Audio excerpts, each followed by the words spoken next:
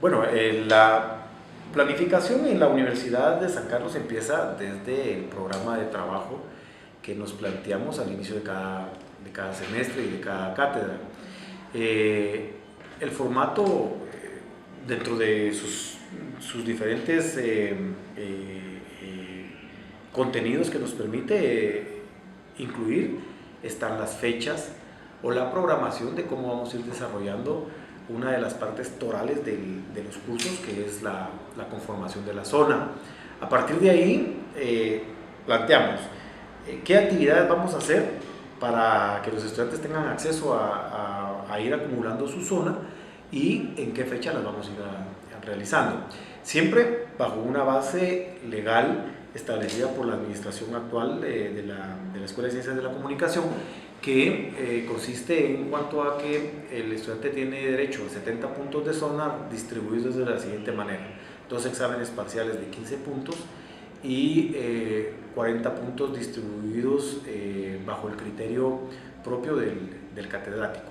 Entonces, el plan inicial es el formato, que, como les decimos a los estudiantes, tampoco está sentado en piedra, ni está escrito en piedra, y les damos al estudiante la posibilidad de que el día de la presentación del formato del programa se le permita proponer el cambio en algunas actividades específicas de la zona, no en el contenido. El contenido es puramente propuesto por el docente, y el docente es quien dirige la parte académica, así que ahí no mete manos el estudiante. Pero sí, por ejemplo, se le da la salvedad de que si quieren que se les pueda sustituir un examen parcial por un trabajo práctico, el entendido de que nuestras carreras son enteramente, bueno, son un 80% práctica, ¿verdad?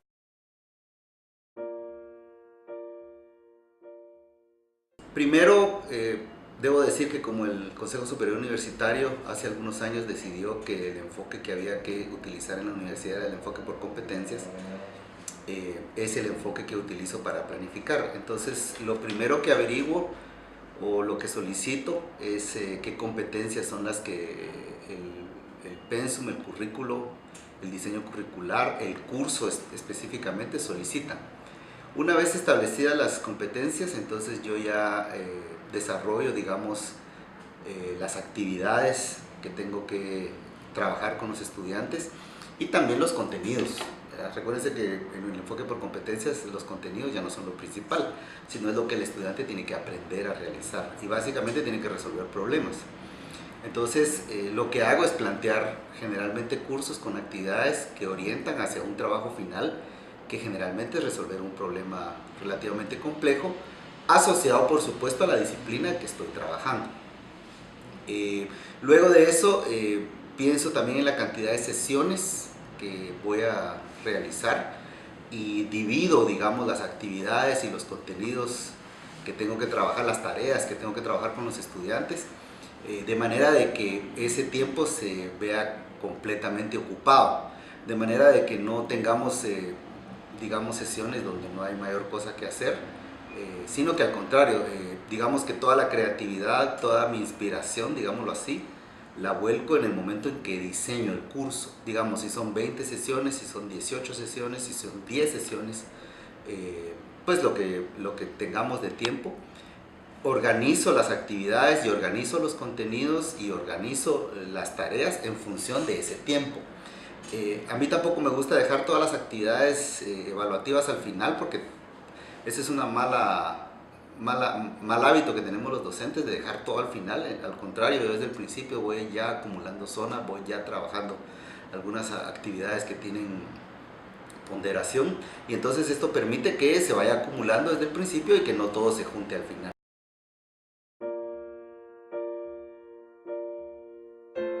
Les saluda Leticia García y en este momento vamos a observar un video tutorial sobre cómo se realiza un plan de clase que forma parte del planeamiento educativo.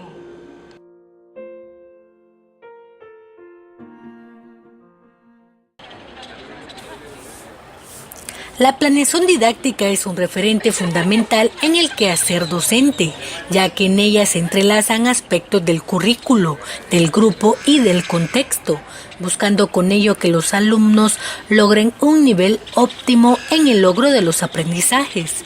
Para elaborar un diseño de una planeación educativa debe elaborarse un diagnóstico. Se deben establecer los objetivos para determinar lo que el docente quiere que sus estudiantes aprendan.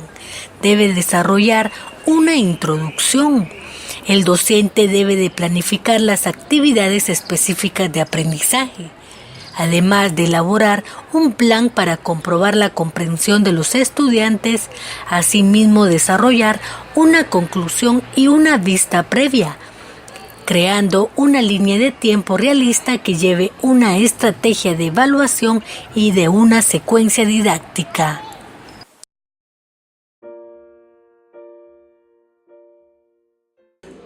Les saluda Denise Monjo y a continuación le presentaré información básica sobre qué es una competencia y sobre los contenidos que forman parte de la estructura de un plan de clase.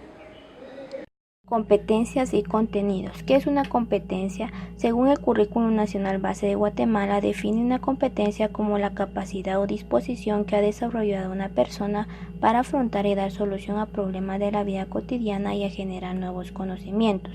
Ser competente más que poseer un conocimiento es saber utilizarlo de manera adecuada y flexible en nuevas situaciones. Toda competencia se fundamenta en la interacción de tres elementos: el individuo, el área de conocimiento y el contexto. Los contenidos se organizan en declarativos, hacen referencia a hechos, datos y conceptos. Los procedimentales hacen referencia a la actividad, al proceso, y los actitudinales se centran en valores y actitudes. Toda competencia debe integrar los tres tipos de contenidos. ¿Cómo se redacta una competencia? El verbo en presente subjuntivos más la acción, más el procedimiento para la acción, más la situación o actividad de la acción, más la finalidad o impacto. Por último, se te presenta una tabla de verbos para redactar una competencia según la taxonomía de Bloom para la era digital.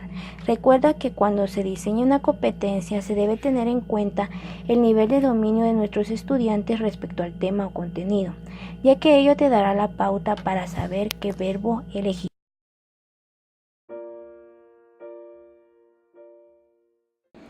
Mi nombre es Carmen María Vélez y a continuación les explicaré brevemente sobre el diseño de actividades y secuencias didácticas en la planeación educativa. Para diseñar actividades en una planeación educativa es común que no se le dé importancia a la manera en que éstas se redactan. Sin embargo, hay que tener algunas consideraciones. Hay que comenzar definiendo qué es una situación didáctica y una secuencia didáctica. La situación didáctica es aquella construida intencionalmente con el fin de hacer adquirir a los alumnos un saber determinado. La segunda es una serie de actividades que, articuladas entre sí en una situación didáctica, desarrollan una competencia en el estudiante. Para diseñar actividades de aprendizaje es necesario responder a 4 preguntas. El verbo en infinitivo, que es el qué, el objeto de conocimiento, que es el cómo, el complemento, que es el con qué, y la condición, que es el para qué. En la tabla se puede ver un ejemplo de una actividad ya redactada. Dialogar a partir de preguntas, cuáles son las características de los mamíferos, con el apoyo de ilustraciones del libro de texto para intercambiar ideas. Ahora bien, para el diseño de una secuencia didáctica, pues hay que tomar en cuenta que se requieren 3 elementos esenciales: las características de los alumnos, el contexto en el cual se desarrolla la práctica y el plan de estudios vigentes.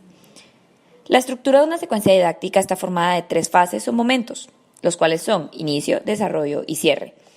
La fase de inicio busca que los alumnos se centren en un tema, más mediante alguna técnica de animación motivarles. La fase de desarrollo busca que los alumnos procesen información.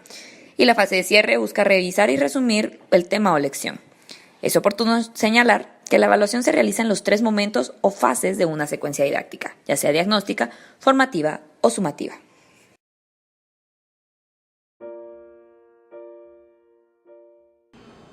Les saluda Luis Bolaños y hoy les voy a hablar sobre los indicadores de logro y la evaluación que forman parte del plan de clases. ¿Cómo incluir la evaluación diagnóstica, la formativa y la sumativa en mi planeación? Las 3 funciones de la educación. 1. Diagnóstica. Permite a todos los interesados conocer en qué grado se denomina determinado aprendizaje antes de iniciar el trabajo con él. 2. Formativa. Orienta a partir de los avances y las dificultades de los estudiantes durante el proceso de aprendizaje, las decisiones sobre la estrategia de enseñanza y los ajustes necesarios en que está con el fin de alcanzar las metas del aprendizaje. 3. Sumativa. Suele aplicarse en procesos terminados considerando múltiples factores para asignar un valor numérico. Momentos de la evaluación. En la evaluación se consideran 3 momentos importantes. 1. Evaluación inicial. Se hace en el aula al comenzar cada situación de aprendizaje. Mediante diversos instrumentos se recoge información de la situación y el contexto inicial, con lo que permite generar a futuro cambios al definir las metas posibles y deseables. Al final el proceso permite valorar si hubo avances y en qué medida. 2. Continua. Consiste en valorar a partir de la recogida y sistematización permanente de la información con el aprendizaje de los estudiantes, así como la intervención docente con el propósito de tomar decisiones de mejora sobre la marcha. Número 3.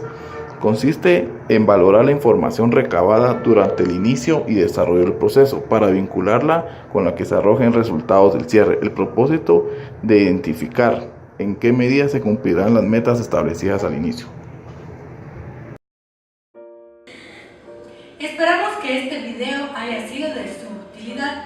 Formó parte del curso de planeamiento de la educación superior de la maestría en docencia universitaria. Muchas gracias por su atención.